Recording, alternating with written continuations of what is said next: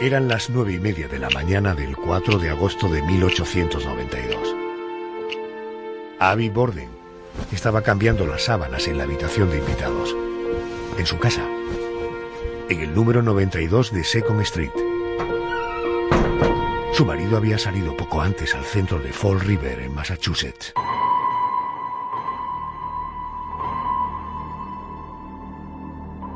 Cuando Abby se puso de espaldas a la puerta, alguien entró como una ráfaga. Llevaba un hacha en la mano.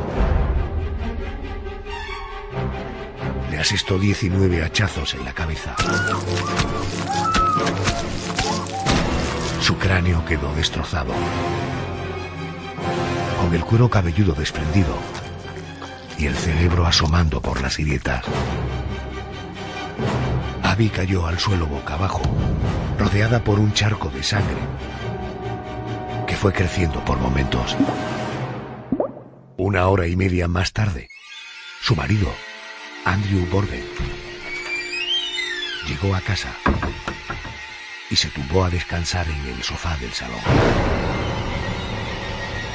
Se quedó dormido y sin posibilidad de poder defenderse. Alguien le atacó con el mismo hacha. El filo de la hoja le rebanó la nariz y le produjo heridas que llegaron al hueso. Un ojo se salió de su cuenca. Finalmente murió.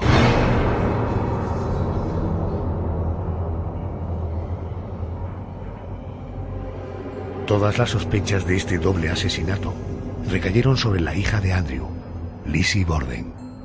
Según las evidencias, la mala relación con su padre y con su madrastra la empujó a cometer aquellos crímenes. Pero, sorprendentemente, un jurado popular la declaró inocente, a pesar de las pruebas.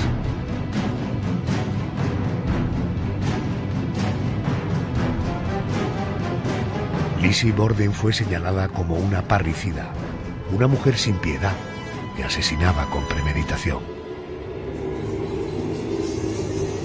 Ella fue conocida como la asesina del hacha.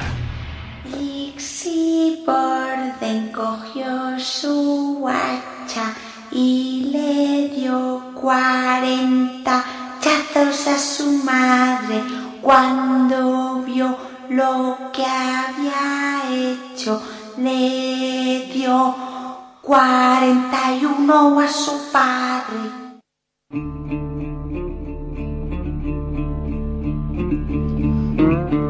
José Manuel Frías, buenas noches y bienvenido. Buenas noches, Adolfo. Esta noche, después de muchas semanas, la protagonista de la Crónica Negra es una mujer. Su caso fue muy conocido en Estados Unidos. Me refiero al caso de Lizzie Borden, sospechosa del brutal asesinato de su padre y de su madrastra, ocurrido a finales del siglo XIX. Sorprendentemente, fue absuelta de los crímenes, pero durante el resto de su vida siempre estuvo rodeada de un halo de culpabilidad. Lizzie Borden nació en el seno de una familia acomodada, ¿verdad? Sí, su familia era una de las más importantes de Fall River, en Massachusetts, donde Lizzie nació el 19 de julio de 1860. De hecho, años atrás, sus antepasados ya habían sido, prácticamente los dueños de aquella ciudad. Y a finales del siglo XIX, la familia todavía tenía un gran número de propiedades allí. Su padre, Andrew Jackson Borden, era un terrateniente que poseía varios negocios y además una importante fortuna. Y su madre, Sarah Anthony Morse, murió en 1863, muy poquito después de nacer Lizzie. 3 años más tarde de la muerte de Sarah, Andrew contrajo matrimonio con Abby Durfee Gray y parece que ahí empezaron los problemas. Bueno, en todo caso, lo que no cambió es la situación acomodada de la familia, ¿no? Claro, ellos siguieron siendo parte de una familia acomodada, nunca les faltó nada, y tras la boda, la familia se marchó a vivir a Ferry Street, a una vivienda que ya había sido anteriormente propiedad propiedad del abuelo de Andrew, un popular pescadero de la zona que ya había fallecido por aquel entonces. Aunque Abby fue la madrastra de Lizzie y de su hermana Emma durante 28 años, concretamente hasta la fecha de los asesinatos, la relación siempre fue pésima. Lizzie desde niña nunca la aceptó y tanto ella como su hermana llegaron a pensar que Abby estaba con su padre solamente por el dinero y que era además una mujer grosera, algo que según la gente que la conoció no era cierto. Sus allegados siempre la consideraron una señora encantadora. Mientras la fortuna de Andrew Borden seguía creciendo, aprovechando el crecimiento de la industria textil en 1890, se trasladaron al número 92 de Second Street, que era el foco principal de la manufactura de ropa de algodón en todo el mundo por aquel entonces. Allí el padre de Lizzie, que ya tenía 14 años, amplió sus negocios. José Manuel, conviene destacar el carácter, diríamos, agrio de Andrew, del padre, ¿verdad? Sí, él no era un hombre violento, pero sí es cierto que tenía bastante mal carácter. Era un hombre centrado únicamente en su trabajo. Digamos que su vida la dedicaba solamente a sus negocios. Llegó a ser, por ejemplo, propietario de una funeraria, director de una empresa textil e incluso presidente del banco de Fall River. Y en el aspecto personal nunca trató con cariño a sus hijas. De hecho, fíjate, a pesar de su enorme fortuna, en casa decían que era muy tacaño. Parece que Lizzie Borden heredó parte de ese carácter. Aunque en la sociedad de la época ella era respetada por ser hija de quien era, nunca se relacionó bien con sus vecinos y demostró tener esa personalidad un tanto huraña, un tanto materialista que tenía su padre. Y con Abby, la nueva esposa, supongo que la relación tampoco era mucho mejor, ¿no? No solamente no mejoró esa relación, sino que fueron a peor, sobre todo en el momento en el que Andrew compró una vieja propiedad que había pertenecido a la familia de Abby y la puso a nombre de su esposa. Pues bien, parece que para Lizzie aquello fue una especie de ataque personal. Ella se sintió despojada de una herencia que consideraba suya. Por eso, a partir de ese instante, tanto Lizzie como su hermana Emma comenzaron a acosar de manera constante a Abby, hasta el punto de que la mujer se sintió completamente sola en un ambiente hostil. Andrew, cuando se dio cuenta de lo que pasaba, intentó mejorar su relación con las niñas, pero parece que ya era tarde. Por más que les hacía regalos, que les daba dinero, tanto Lizzie como Emma se encerraron en sí mismas e incluso comían en sus habitaciones en lugar de hacerlo con su padre y con su madrastra. Los años pasaron y Lizzie, ya en la treintena, se había convertido en una mujer arisca y con una frialdad que asustaba. Su hermana Emma, aunque siempre la apoyaba, era la antítesis.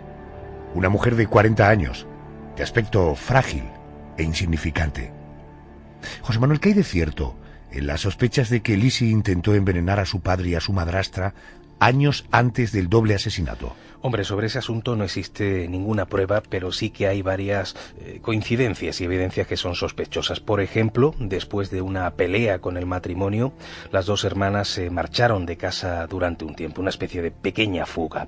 Al regresar, se supo que Lizzie había intentado comprar ácido prúsico, un potente veneno, supuestamente para limpiar un abrigo. Pero fíjate, el farmacéutico al que se lo encargó se negó a vendérselo porque dice que vio en ella algo que le hizo sospechar.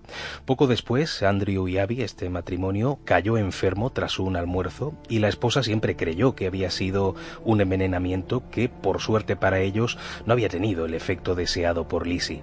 Y la situación se repitió poco antes de los asesinatos. Andrew, a escondidas, había puesto una granja a nombre de su esposa. Su hija menor terminó enterándose y compró veneno en una tienda para intentar otra vez matar al matrimonio. Pero el 4 de agosto de 1892, el día de la firma de la escritura, parece que Lizzie optó por poner en marcha otro plan. Presuntamente dices, porque no olvidemos que fue absuelta, ¿no? Sí, cierto, presuntamente. Correcto. Mencionabas antes la sustancia con la que al parecer Lizzie Borden quiso envenenar a su padre y a su madrastra. Hemos preguntado a una farmacéutica madrileña, doña Elena Cotrina, ¿qué es el ácido prúsico? Tú hablabas de para limpiar un abrigo. Bueno, ¿para qué se utiliza? ¿Puede ser mortal para el ser humano? Vamos a oírla. Es un compuesto químico llamado realmente en química ácido cianhídrico o bien cianuro de hidrógeno, porque el nombre de ácido prúsico le viene que el ácido cianhídrico por primera vez fue aislado desde el tinte azul que se llamaba azul de Prusia.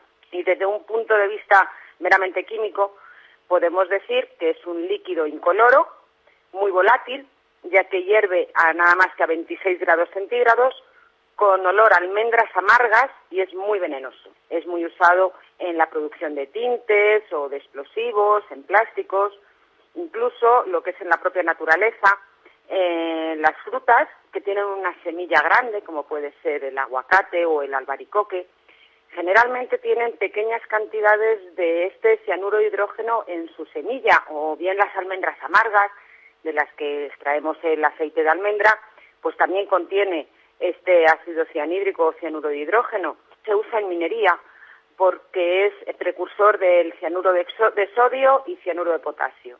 Y en fotografía, en la industria papelera, es decir, tiene muchos usos. Se ha demostrado que una simple gota que se eche en la boca, en el ojo o en una vena de un animal le mata al instante. En un ser humano, unos pocos miligramos de esta sustancia o de los cianuros correspondientes es mortal, porque actúa bloqueando la capacidad de las células para utilizar el oxígeno. Entonces, si la intoxicación es súper aguda, el cuadro inmediato se produce en 2 o 3 minutos. Se produce una parálisis respiratoria, una rigidez muscular, convulsiones, el coma y finalmente la muerte. Si es una intoxicación aguda, el fallecimiento acaecerá entre 30 y 50 minutos después de la ingestión o de la inhalación, por la parálisis respiratoria que produce. Si el paciente llegara a sobrevivir, la recuperación es rápida, pero quedan secuelas como pueden ser parálisis o Parkinson. Ya sabemos algo más de lo que es el ácido prúsico. Nos habíamos quedado, José Manuel, en el 4 de agosto de 1892. Tras los supuestos intentos de envenenamiento, Lisi puso en marcha otro plan. Efectivamente, si te parece, vamos a detallar cronológicamente lo que sucedió aquella mañana y que cada cual saque sus propias conclusiones. Ese día, un día de mucho calor, estaban en casa el matrimonio, ya sabemos quién, Andrew y Abby, Lizzie Borden y un hermano de Lizzie, el hijo del primer matrimonio de su padre, John Morse, que había sido invitado. Emma no estaba esa mañana, había ido a casa de una amiga que vivía en la ciudad de Fairhaven, a unos 25 kilómetros de allí. A eso de las 6:15, la sirvienta de la familia, Brigitte Sullivan, se despertó y empezó a preparar el desayuno en la cocina. Media hora después, el matrimonio y el invitado bajaron a comer, pero Lizzie, como era habitual en ella por esos enfrentamientos que ya hemos comentado con su padre y su madrastra, desayunó en su habitación. Después, todo transcurrió con normalidad. John se marchó a hacer unas compras, mientras que Brigitte y Abby se encargaron de recoger la mesa, de ordenar la casa, de limpiar los cristales y de poner sábanas limpias en la habitación que había ocupado el invitado. El cabeza de familia, Andrew Borden, salió a las 9:30 de la mañana a la ciudad para ver qué tal iban sus negocios. Volvió a casa una hora más tarde. Al cruzar el umbral de la puerta, su hija Lizzie dijo: La señora Borden ha salido. Dejó una nota diciendo que iba a visitar a un enfermo. Confiado, el hombre no buscó a su esposa y se tumbó a descansar en el sofá del cuarto de estar. La sirvienta, por su parte, aprovechó que había terminado sus tareas para tumbarse en su cama del ático a eso de las 11 de la mañana. ¿Qué sucedió a partir de ese momento? Sucedió la tragedia. Sobre las 11:10, Lizzie comenzó a gritar hasta despertar a Brigitte. La mujer acudió asustada y su gesto de terror se acrecentó cuando escuchó cómo Lizzie dijo: «Padre está muerto, ha entrado alguien y lo ha matado». Sin querer fijarse en los detalles del hombre que estaba en el sofá, la sirvienta llamó al doctor Bowen y a la policía del distrito para que acudieran enseguida. Y aquí empiezan las incongruencias, Adolfo, porque Lizzie dijo a Brigitte que mientras mataban a su padre, ella estaba en el patio trasero, que oyó un gemido y que entró rápidamente a ver lo que pasaba. Pero curiosamente, al ser preguntada después por la policía, modificó la versión y dijo que estaba en el ático durante el asesinato. Cuando los agentes y el doctor llegaron y empezaron a examinar el cuerpo de Andrew, Lizzie aprovechó para decirle a la sirvienta que acababa de oír llegar a su madrastra y le ordenó que subiera a recibirla. Brigitte buscó por las habitaciones superiores hasta encontrar el cuerpo de Abby en el suelo, medio oculto tras la cama del cuarto de invitados.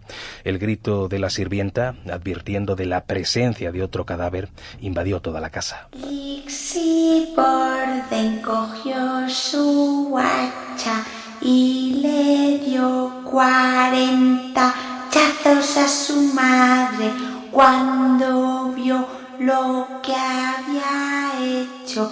Le dio 41 a su padre.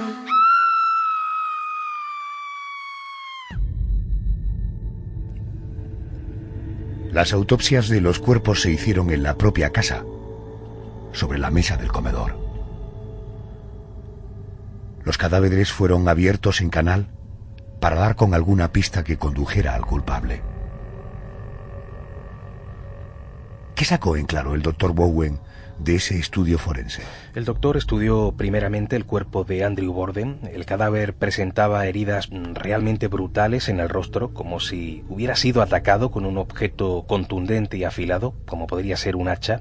Estaba en la misma postura en la que se acostó, lo que hacía pensar que fue atacado por sorpresa y que murió prácticamente sin poder defenderse. El rostro, como antes mencionaba, estaba destrozado, tenía 11 heridas, un globo ocular que se había salido de su cuenca, le faltaba la nariz y en varias partes los cortes llegaban hasta el hueso. El sofá era un reguero de sangre. ¿Y la mujer? Aunque se supone que el agresor usó el mismo arma, a Abby la atacaron por la espalda. De hecho, es allí, en la cabeza y en la espalda, donde mostraba las heridas. Hablamos además de 19 heridas. La mujer estaba en el suelo, estaba boca abajo, tenía el cráneo destrozado, con el cuero cabelludo completamente levantado, y había pedazos de cerebro que estaban asomando entre los huesos rotos. El doctor Bowen, después de estudiar la sangre coagulada que manchaba el suelo, llegó a una conclusión importante, y es que la mujer había sido asesinada antes que su esposo. Y claro, en una casa en la que se encontraban en ese momento Brigitte y Lizzie, era incoherente pensar que hubiera entrado un desconocido sin ser visto y que además hubiera penetrado en el cuarto de invitados. Todo parecía indicar que Abby había estado acompañada por alguien conocido y que ese alguien le había atacado cuando ella le dio la espalda. Borden cogió su hacha y le dio 40 hachazos a su madre cuando vio lo que había hecho. Le dio 41 a su padre. José Manuel, hace un momento comentabas que Lizzie Borden había comprado veneno. ¿Llegó a usarlo? Bueno, este es un punto que no se llegó a confirmar, pero hay que entender que hablamos de una época en la que los venenos pasaban desapercibidos a los ojos de los forenses, pero los investigadores sospecharon que lo había usado, aunque no había servido para matar a las víctimas, sino más bien para debilitarlas. En ese sentido, la sirvienta dijo que tanto ella como el matrimonio, incluso también el propio hermano, se habían sentido algo indispuestos aquel día tras tomar el café. Aquella noche fue caótica. Mientras Emma, la hermana de Lizzie, volvía a casa al conocer la noticia, Bridget, la sirvienta, se marchó a dormir a casa de unos vecinos ante el temor de que un loco asesino anduviera suelto por las inmediaciones. Jamás regresó a la vivienda. Aquella larga madrugada, los cadáveres del matrimonio, cubiertos por una sábana, descansaron sobre la misma mesa del comedor en la que habían sido abiertos en canal. Durante la investigación, los agentes encontraron en el sótano una hacha escondida dentro de una caja. Una caja cubierta de manera sospechosa por una capa de ceniza de carbón recién aplicada. José Manuel, 2 días después se produjo el funeral. Sí, fue un funeral bastante discreto. Eso sí, solamente se enterraron los cuerpos, las cabezas se conservaron para continuar con el estudio de aquellas fracturas. Las sospechas recayeron, como era lógico, desde un principio sobre Lizzie Borden, pero al no existir pruebas contundentes que la implicaran en el doble asesinato, no fue arrestada, por lo menos a priori. De hecho, no sabemos si para disimular, las dos hermanas insertaron un anuncio en el Fall River Herald, un periódico de aquel entorno. Ofrecían $5.000 a cualquier persona que pudiera ofrecer una pista que condujera al asesino. Es especialmente llamativo que los cuerpos fueran enterrados sin cabeza. ¿Era una práctica normal en la época? Bueno, de ese asunto hablamos con el catedrático de Medicina Legal, director del Laboratorio de Identificación Genética de la Universidad de Granada y colaborador del FBI. Él es José Antonio Lorente. En principio no es normal, y hoy sería entre totalmente anormal y totalmente imposible el enterrar dos cadáveres sin las cabezas o incluso sin cualquier otra parte, digamos, principal del cuerpo. Lo que pasa es que, claro, estamos hablando de un caso de hace ya muchísimo tiempo, y entonces, pues bueno, tampoco era normal en aquella época, de acuerdo a la historia de la medicina legal y forense, pero bueno, podría entenderse que con permiso del juez, pues se hiciesen, digamos, esas manipulaciones sobre el cadáver. Lo que se pretendía, lógicamente, era tener las cabezas, que tenían una serie de lesiones muy graves, por heridas, básicamente por lo que se denominan de manera genérica arma blanca, como pueden ser hachas, cuchillos o incluso cualquier otro instrumento que corte, y mantenerlas con el objeto de, si aparece el arma con la que se sospeche que se han producido las heridas, o si aparece un arma en la casa o en algunas pertenencias de quien se cree que es el autor, o en este caso la autora de los hechos, pues poder dar golpes similares que normalmente se hacían en aquella época en piel de cerdo, y ver si el tipo de herida que aparece, la forma que tiene, etcétera, es similar o incluso idéntica a las que puedan tener las cabezas. Eso, evidentemente, en aquella época ya se hacían, se tomaban, la fotografía empezaba a estar desarrollada, evidentemente, pero en fin, se tomaban medidas, se tomaban algún tipo de molde, y no hacía falta, por lo tanto, mantener la cabeza sin enterrar. Hoy en día, lógicamente, con la fotografía e incluso escáneres tridimensionales, esto sería totalmente imposible, pero vamos, es algo que la comparación directa del arma que se sospecha que ha podido ser con la herida que ese arma ha producido es lo que se pretendía estudiar. ¿En qué momento se comenzó a sospechar de Lizzie Borden como autora de los asesinatos de manera más directa? Pues fue bastante rápido, fue al día siguiente del funeral, el 7 de agosto, porque una vecina que fue a visitarla vio a Lizzie quemando ropa manchada de color rojo en una cocina de carbón, y en ese momento Lizzie dijo que eran unos trapos que se habían manchado de pintura y que ya no les servían. Pero aquella vecina no se lo creyó del todo, advirtió a la policía, y el resultado fue que el 11 de agosto de aquel año, hablamos de 1892, Lizzie Borden fue detenida como sospechosa de ese doble asesinato. Aunque ella lo negó todo desde el principio, fue ingresada en la prisión de Taunton, en Massachusetts, a la espera de juicio. Cuentan las crónicas, José Manuel, que antes del juicio los diarios informaron de un asesinato que estuvo a punto de jugar a favor de Lizzie Borden. Sí, aquello ocurrió estando Lizzie encarcelada. La policía encontró el cuerpo de una mujer con 23 hachazos en la cabeza. En este caso fue también el doctor Bowen el encargado de la autopsia, y declaró que el modus operandi había sido el mismo. Pronto dieron con ese criminal, se llamaba José Correira, pero rápidamente se pudo comprobar que este asesino no se encontraba en el país en el momento del doble homicidio. Quizá, eso sí, había intentado emular la manera en que mataron a Andrew y Abby. El juicio contra Lizzie Borden comenzó el 5 de junio de 1893 en la ciudad de New Bedford, en el estado de Massachusetts. El jurado lo conformaban 145 personas, la mayoría granjeros y pequeños empresarios de la comarca. Dicen que aquel juicio fue el mayor acontecimiento social de la época.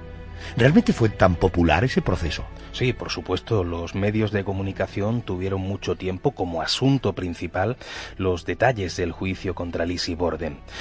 Lo que es el proceso, lo que es todo lo que lo precedió, provocó que se formara un movimiento de protesta a favor de Lizzie, en el que participaron, por ejemplo, asociaciones de mujeres, grupos religiosos, periódicos, y, como no, también estuvo expectante el sector financiero por aquellos negocios que tenía la familia Borden. ¿Qué se podría destacar de ese juicio tan célebre? Yo creo que ante todo el comportamiento frío de Lizzie Borden. Ella se mantuvo como ausente todo el tiempo, exceptuando cuando mostraron los cráneos de su padre y de su madrastra. Yo creo que ese fue el único momento en el que no solamente se emocionó, sino que incluso llegó a desmayarse. Eso sí, no sabemos si lo hizo fingiendo como parte de su plan de defensa. La primera persona que declaró fue Bridget Sullivan, hablamos de la sirvienta, y como era de esperar, su testimonio fue fue muy útil a la acusación porque se demostró que Lizzie había tenido una mala relación con su madrastra e incluso también con su padre. Y lo mismo ocurrió con la declaración del Dr. Bowen. Dio un detalle que había pasado desapercibido hasta aquel momento. Al parecer, Lizzie se había cambiado de ropa al poco de llegar él a la casa. Aquello, en un momento tan tenso, era algo que no tenía sentido. O sea, parecía evidente que quería ocultar algún tipo de rastro en el vestido que llevaba, vestido que, por cierto, y como hemos contado, parece que luego quemó. La acusación parecía tener a Lizzie Borden contra las cuerdas.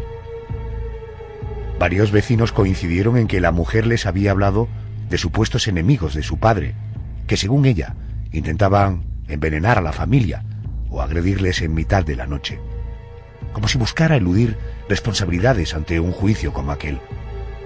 Pero había más cosas en su contra, ¿verdad? Sí, hay un detalle que tampoco se tuvo en cuenta antes, pero que es bastante significativo. Como hemos visto, Lizzie, en la mañana de los crímenes y después de que apareciera el cadáver de su padre, le dijo a la sirvienta que había escuchado llegar a su madrastra. Al subir Brigitte, la mujer ya estaba muerta. Pues bien, el estudio forense, como hemos podido ver antes, entre ellos el análisis de los estómagos de las víctimas, demostró que Abby había fallecido 1 hora y media antes que su marido. Así que fue imposible que Lizzie lo hubiera escuchado llegar, porque Abby ya estaba muerta en ese momento. Igualmente era imposible que Lizzie estuviera en el desván mientras mataban a Andrew.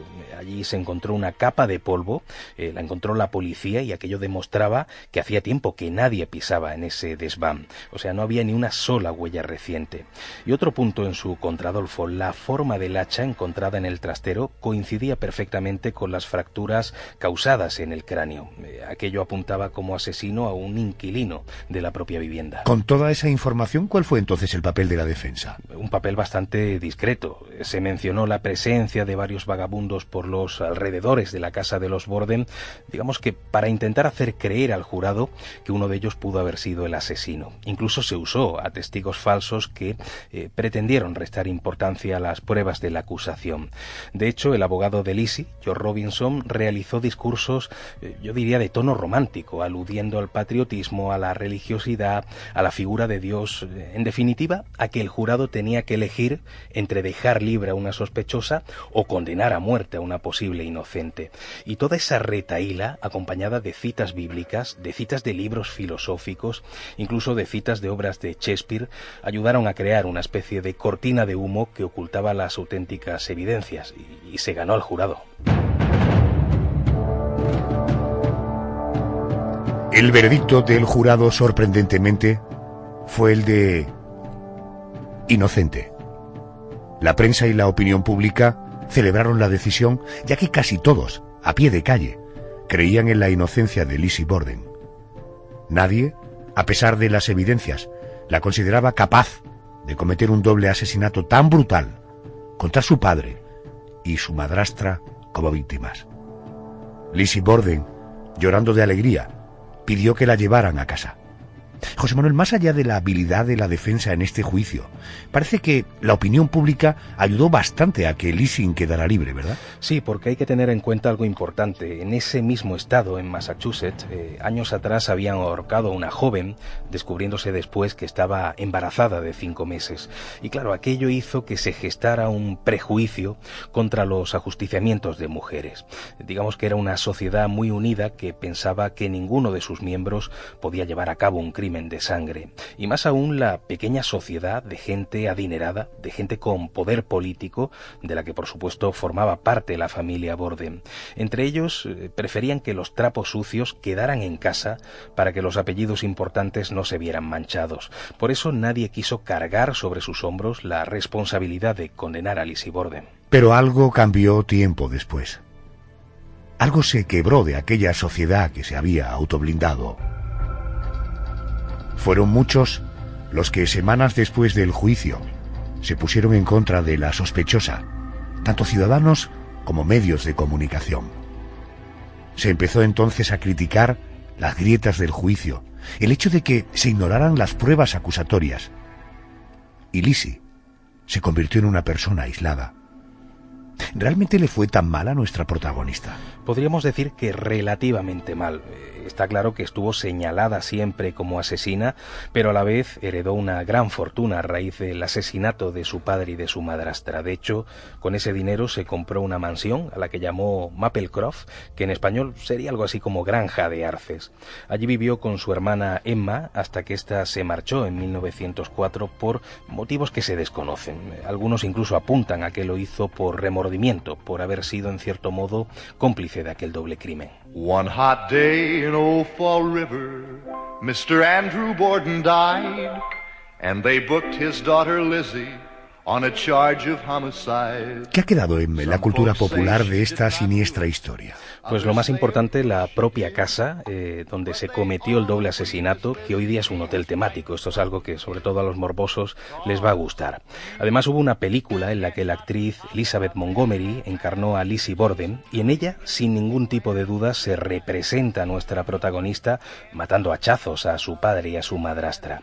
También su figura formó parte de un capítulo de Los Simpson, en el que encarnaba a una mujer que había salido directamente del infierno empuñando su típica hacha. Pero más surrealista fue la idea de una compañía de productos lácteos que puso el nombre de Elsie Borden a una de sus marcas de leche, usando la imagen de una vaca vestida a la manera del siglo XIX. Digamos que era una alusión a la leche que Lizzie presuntamente envenenó para hacer daño a su padre y a su esposa. Caramba. Aparte de eso, hay novelas, hay películas sobre su figura que han pasado sin pena ni gloria. Lizzie Borden, tras ser absuelta, intentó llevar una vida discreta. Se cambió el nombre por el de Lisbeth y mantuvo una relación amorosa con una joven actriz llamada Nancy O'Neill. Ya siendo una anciana, colaboró con numerosas asociaciones de protección a los animales. Falleció de neumonía el 1 de junio de 1927. Su cuerpo fue enterrado en Fall River.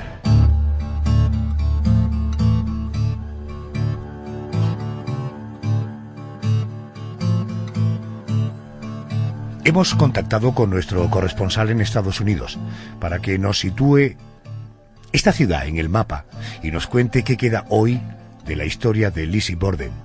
Juan Fierro, buenas noches. Buenas noches, Adolfo. Pues Fall River es una pequeña ciudad a 74 kilómetros al sur de Boston que no olvida lo ocurrido aquel 4 de agosto de 1892. Y no lo olvida porque resulta rentable, porque hay mucho turismo interior que busca en Fall River los ecos de aquel doble asesinato. Aunque desde hace años, desde el ayuntamiento y también desde la sociedad histórica de la ciudad, se ha intentado inclinar la balanza del lado de la inocencia de Lizzie Borden, a muchos de los habitantes de Fall River no les molesta su historia y aseguran que nunca se sabrá la verdad. Fall River sigue su vida. La casa escenario de los asesinatos es hoy un pequeño hotel donde como souvenir se puede comprar muñequitas con la cabeza partida y en verano se puede asistir a una de las muchas representaciones que recrean lo sucedido aquel lejano mes de agosto. Mientras, los niños en los Estados Unidos siguen cantando esa copla en la noche de Halloween, aunque no únicamente, ya que también es acompañamiento tradicional a la hora de saltar a la cuerda. Pero la sombra de la duda siempre planeó sobre ella, tanto en vida como después de muerta. Prueba de ello es la copla popular que dice: Lizzie Borden cogió su hacha y le dio 40 hachazos a su madre cuando vio lo que había hecho. Le dio 41 a su padre.